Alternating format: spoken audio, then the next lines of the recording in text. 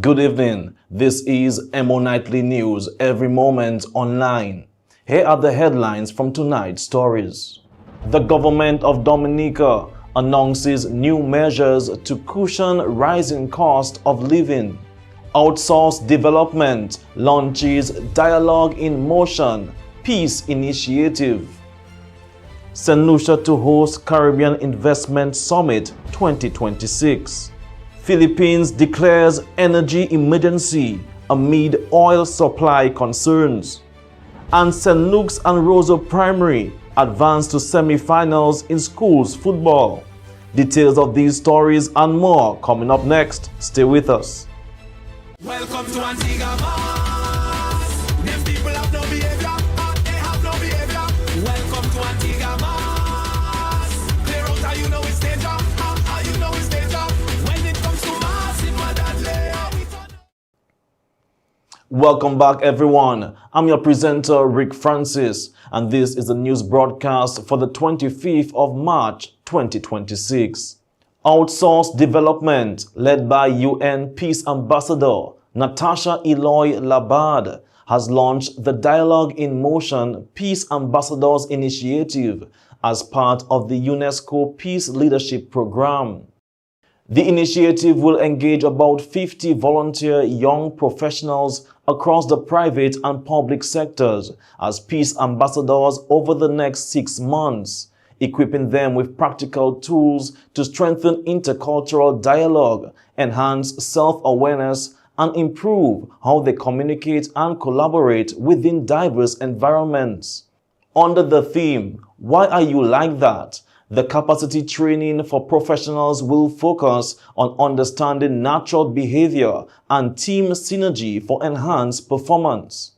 Hear from the UN Peace Ambassador, Natasha Eloy Labad. We wanted to be able to create opportunities for young professionals, for executives, to be able to understand exactly what their preferences were, and to be able to take that knowledge back into their organizations, their community, their churches, their youth group. There's always some excitement within the spaces that humans are present, and a lot of that excitement, or sometimes friction, comes from the differences in perspective.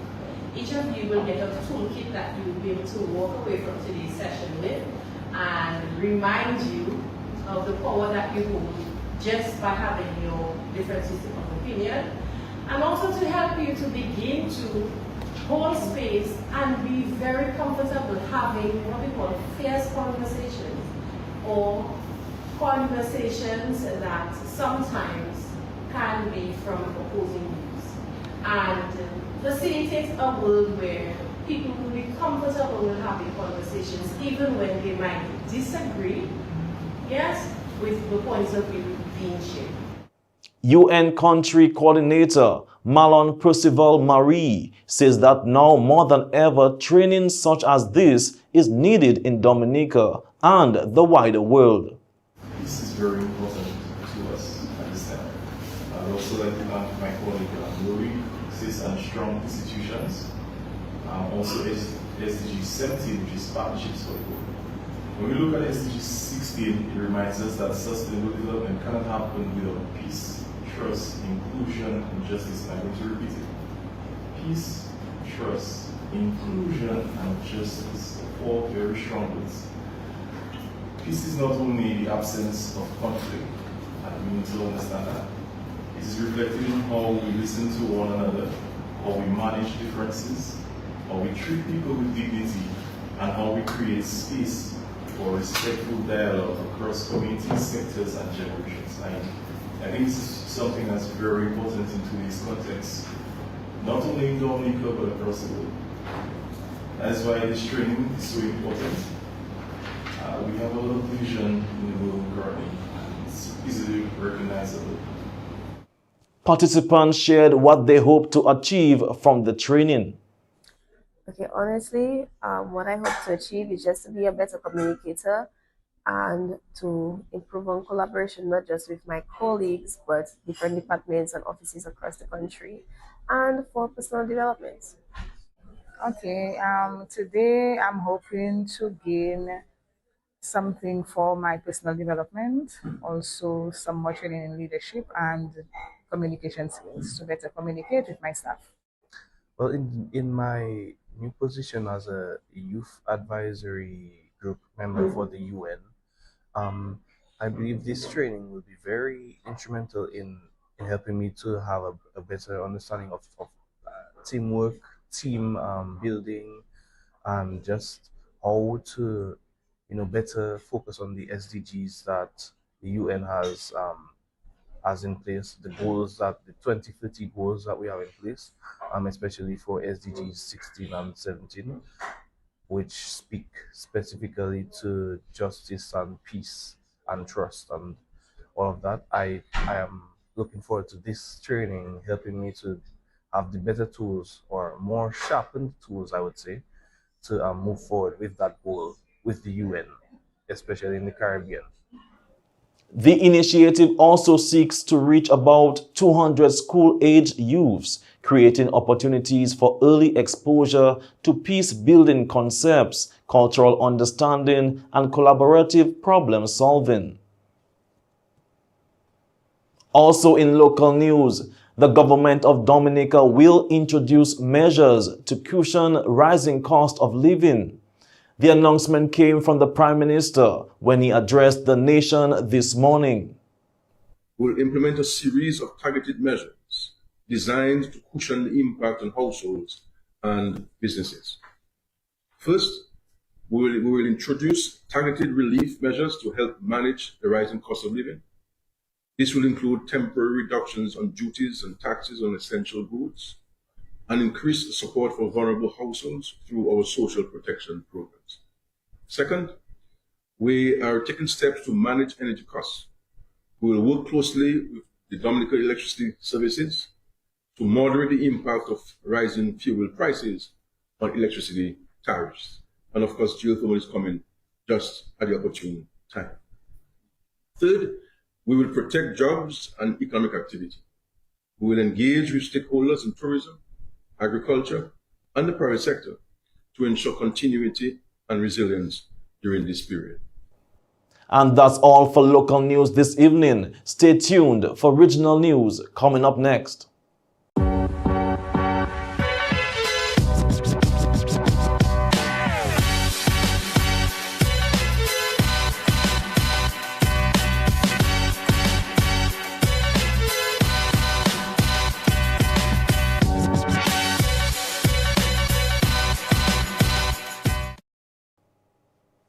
And now for regional news. St. Lucia will host the Caribbean Investment Summit 2026 from May 6th to 9th, bringing over 300 global delegates to discuss investment migration and capital mobility. Minister Ernest Hillier says the event comes amid tighter regulations and growing scrutiny of citizenship by investment programs. Regional leaders, including Prime Minister Philippe J. Pierre, are expected to attend. The summit will wrap up during the St. Lucia Jazz and Arts Festival. The Food and Agriculture Organization, better known as FAO, of the United Nations is stepping up efforts to protect Grenada's soursop industry. Valued at approximately $2.6 million annually.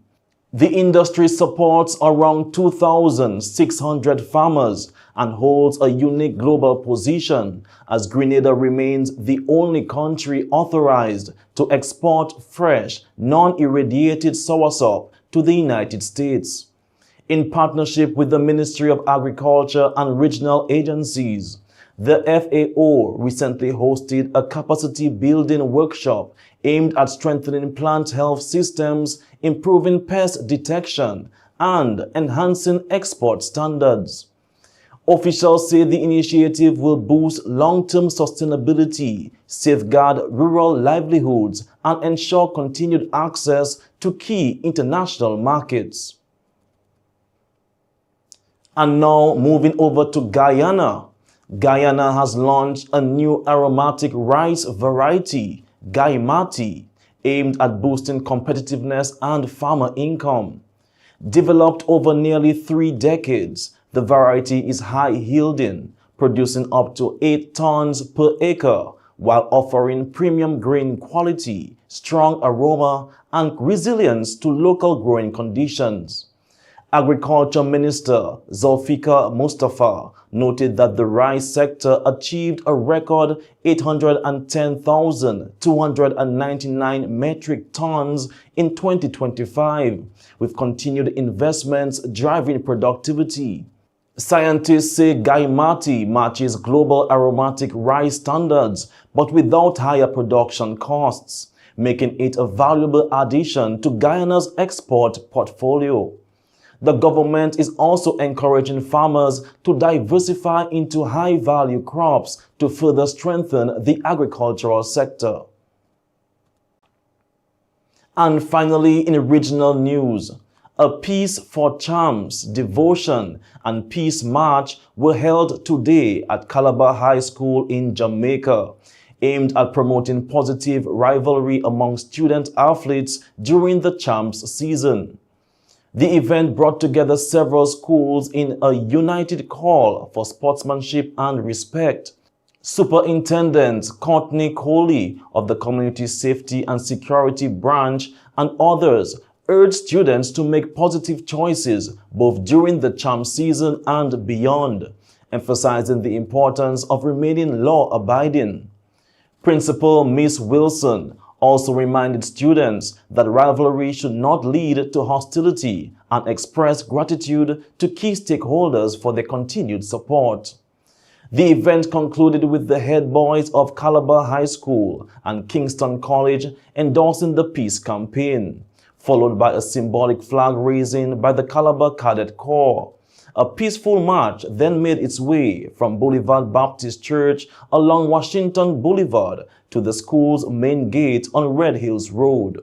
And that's all for regional news this evening. Stay tuned for international news coming up next. Blast Gaming presents its biggest job whatever. Blast Mystery Progressive. I'm so excited. I can't hide it. The new Blast Jackpot rising. And I like it. It going up and up and up and up and up. Blast up and up and up and up and up and up. Play selected games to win in the Blast Mystery Progressive. Pick until you match 3 gems and win one of the 5 cash jackpots. Or you can blast up with the Mystery Progressive jackpot. It's going up and up and up and up and up. Blast up and up and up. Blast Gaming. And now let's take a look at international news. The Philippines has declared a national energy emergency as President Ferdinand Marcos seeks new oil sources amid global supply disruptions. The government plans to import 1 million barrels of oil to boost reserves, currently at about 45 days after fuel prices more than doubled since February. Emergency powers allow direct fuel purchases and tighter control of essential supplies. While businesses support the move, labor groups have criticized it, with transport strikes planned over rising costs. The measures could remain in effect for up to 1 year. Ghana is leading a landmark push at the United Nations, calling for compensation over the transatlantic slave trade, which it describes as one of history's greatest crimes. Ahead of a UN General Assembly vote, Ghana's Foreign Minister says the resolution seeks global recognition of slavery as the gravest crime against humanity, along with calls for apologies and contributions to a reparations fund. The proposal also urges the return of cultural artifacts taken during the colonial era. While supported by the African Union, the measure is expected to face opposition from countries that reject reparations. Ghana maintains the effort is about justice, healing, and preserving historical truth. An estimated 12 to 15 million Africans were enslaved between the 1500s and 1800s, with millions dying during the transatlantic journey. And finally, in international news, North Korean leader Kim Jong-un has defended his country's nuclear weapons program, citing the ongoing war involving Iran as proof that such weapons are necessary for national security. In a recent address, Kim accused the United States of aggression and declared North Korea's nuclear status irreversible, arguing that global conflicts show countries without nuclear arms are more vulnerable to military intervention. His remarks comes amid renewed tensions in the Middle East and signals that any future talks with Washington would likely require the U.S. to recognize North Korea as a nuclear power. Analysts say the Iran conflict is reinforcing Pyongyang's long-standing belief that nuclear weapons are essential for deterrence and regime survival. And that's all for international news this evening. Stay with us as we head into the sports segment coming up next. Don't forget, today we have funeral, we have functions. Make sure you're on time. Always on time, eh? You're always on time. Make sure. All right. Papa Met, look, I just received a message from National Bank asking me to regain access to my account. I can't message that. Your account has been placed on hold due to an unusual activity. Let me click that link. How many times NBD has to say that they will never ever send links via text message to regain access to account or to restore account or to do anything with account? So National Bank that sent it, I believe it. I just click in. Emo, if you are not sure, it's better if you call National Bank at 255-2300 or email them at customersupport@nbd.dm. Papa Met, little again I lose all the little money I save up from my account. And you'd find money to pay me. Yeah, I tell you, I almost click link and almost lose my money. You're talking about I hope I have money to pay you. Let's go, eh? All I know is don't click any link. Call NBD instead. Yeah, let us go our business.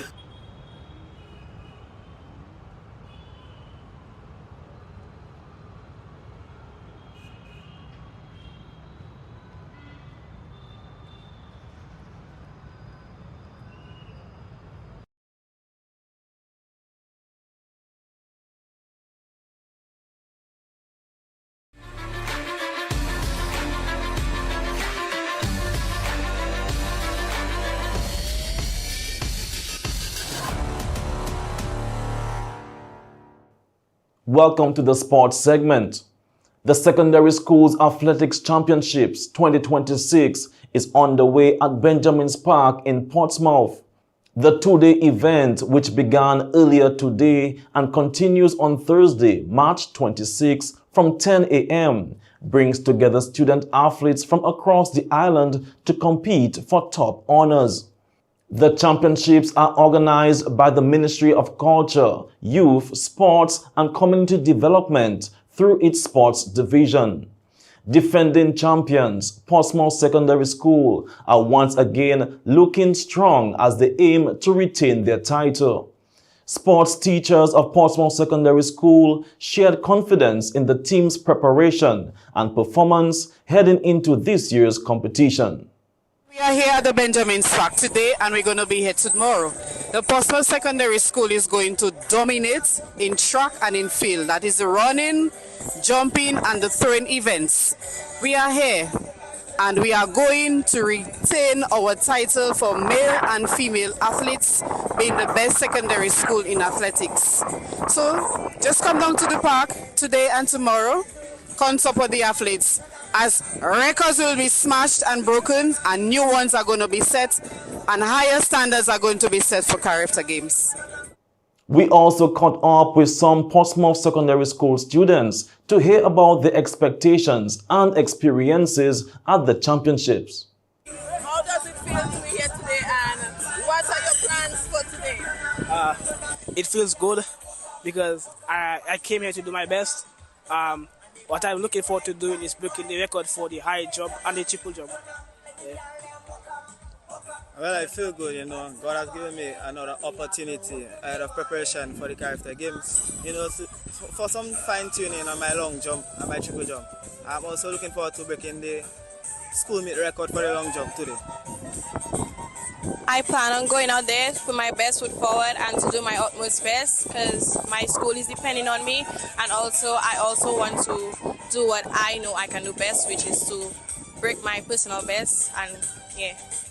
Stay tuned to EmoNews for continued coverage of the Secondary Schools Athletics Championships 2026. In more sports, St. Luke's Primary School and Roseau Primary School have secured their spots in the semi-finals of the MBD Sports Division Primary Schools Boys Division 1 football competition. Following action in the South Intermediate Round on Tuesday, March 24, 2026 in Newtown. Both teams advanced from Zone C, with St. Luke's topping the group on 4 points after recording 1 win and 1 draw.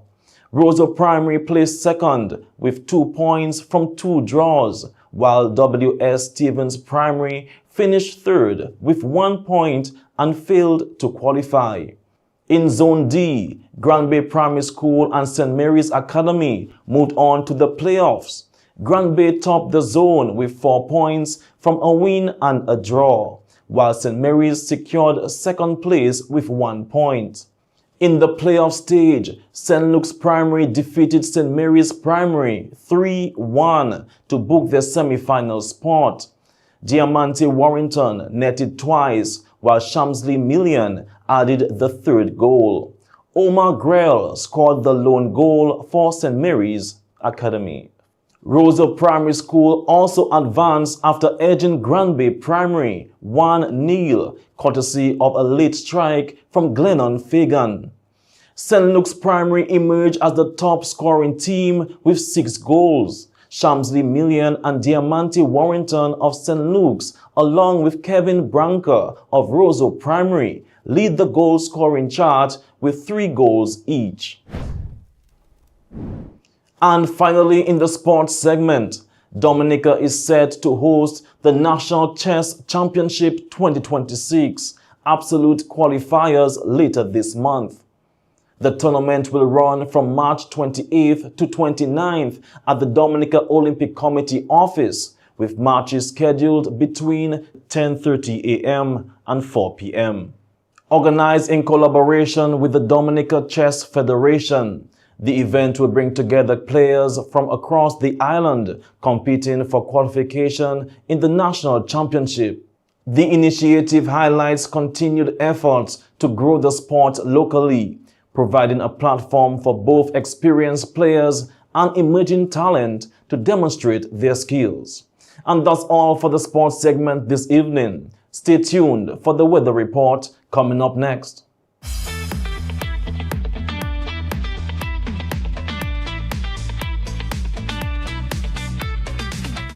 And here is the forecast update from the Dominica Meteorological Service. A ridge pattern is expected to maintain relatively dry conditions across the area over the next 24 hours. Skies will be occasionally cloudy, with just a few brief showers possible throughout the period. Marine conditions will remain slight to moderate. Wave heights along the east coast are expected to reach near 7 feet, while the west coast will see calmer conditions with seas near 3 feet.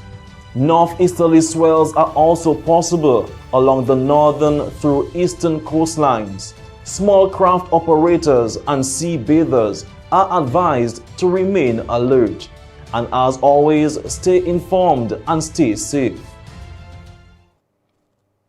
And this brings us to the end of tonight's news broadcast for the 25th of March 2026. I'm your presenter, Rick Francis. On behalf of the entire newscast, we say thank you for viewing. This is Emo Nightly News. Every moment online. Have a good night.